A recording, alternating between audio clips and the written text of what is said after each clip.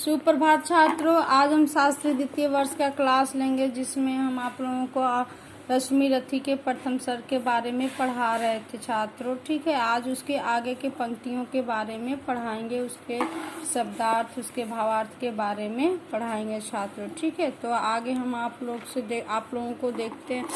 आप लोग देखिए कविता। ठीक है, रंगभूमि में अर्जुन था जब समा अनोखा बांधे, बढ़ा भीड़ भीतर से सहमा कर्ण सरासन साधे,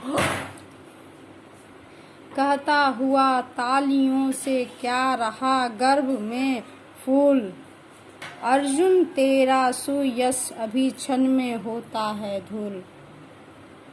तो इसमें देखेंगे छात्रों, 4 पंक्तियों की कविता है, हमने पढ़ दिया। ठीक है, अब इसके हम शब्दार्थ के बारे में देखेंगे छात्रों। ठीक है, तो रंगभूमि का अर्थ होता है युद्ध भूमि, क्षमा का अर्थ था समय, वक्त, मौसम, ऋतु, अनोखा का विचित्र, अलग, सरासन शासन, साधे मतलब चुप रहना, मतलब शासन को साधा हुआ, सुयश यश, धूल मिट्टी, है ना।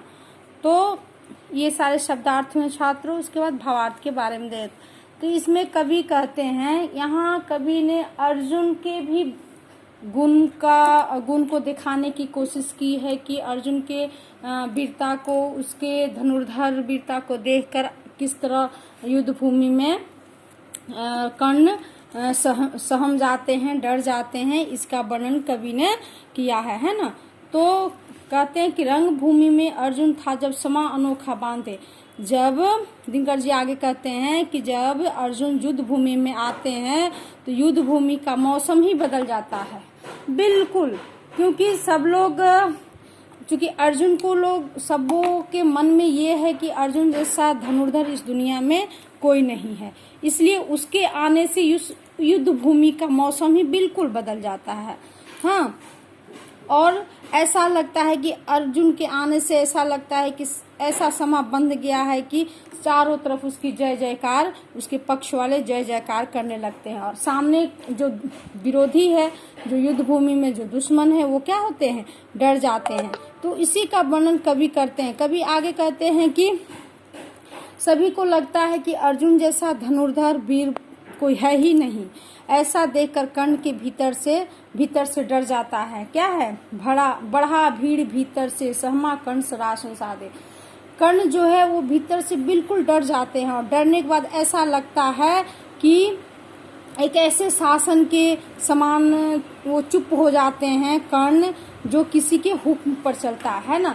कोई शासन चलाने वाला कोई और रहता है और उसके राजा कोई और रहता है, तो ऐसा लगता है कि कर्ण जो है वो क्या कर रहा है, वो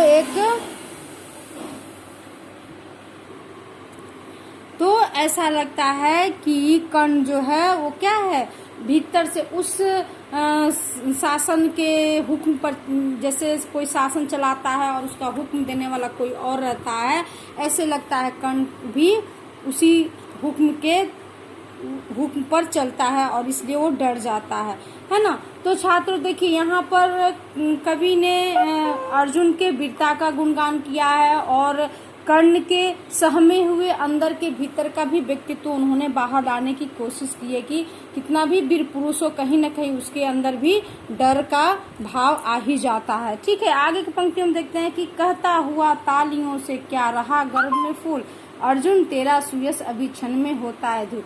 पुनः दिनकर जी कर्ण के व्यक्तित्व को फिर उजागर करते हैं, और कर्ण डर तो जाता है, फिर भी वो धैर्य बांधे हुए है और कहता है, हे अर्जुन, इन तालियों की जो गड़गड़ाहट है वो बस कुछ ही क्षण के लिए है ना, वो बस कुछ ही क्षण के लिए है, इसीलिए क्योंकि मैं तुम्हें क्षण भर में ही, तुम्हारा जो यश है, तुम्हारी जो ये चर्चा हो रही है, तुम्हारी जो ये तालियों की गड़गड़ाहट है, उसको मैं जो फूल के समान, ये जो तुम्हारा ये गर्व है, घमंड है, उसे मैं क्या करने वाला हूँ, तोड़ने वाला हूँ, चकनाचूर करने वाला हूँ।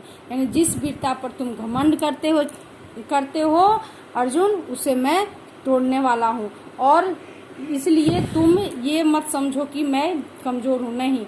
तो कर्ण के व्यक्तित्व को भी फिर से दिनकर जी ने क्या किया है, उभारने की कोशिश की है कि भले ही अर्जुन के समा को देखकर, उसके अनोखे विचित्र वीरता को देखकर भले ही अर्जुन भीतर, ये कर्ण भीतर से डर जाते हैं, लेकिन फिर से उन्होंने अपने आप को संभालते हैं और संभालने के बाद वो अर्जुन को ललकारते हैं। ललकारने में ये कहते हैं कि मैं तुम्हारा जो फूल घमंड जो है, घमंड रूपी जो फूल है, उसको मैं तुम्हारा धूल के समान करने वाला हूँ। छात्रों, तो देखिए इसमें कवि ने दोनों के वीरता का वर्णन करते हुए आगे बढ़ते हैं। ठीक है छात्रों, आगे की पंक्तियों को कल हम देखेंगे। ठीक है, और आप लोग प्लीज कविता को पढ़ते रहिएगा। धन्यवाद।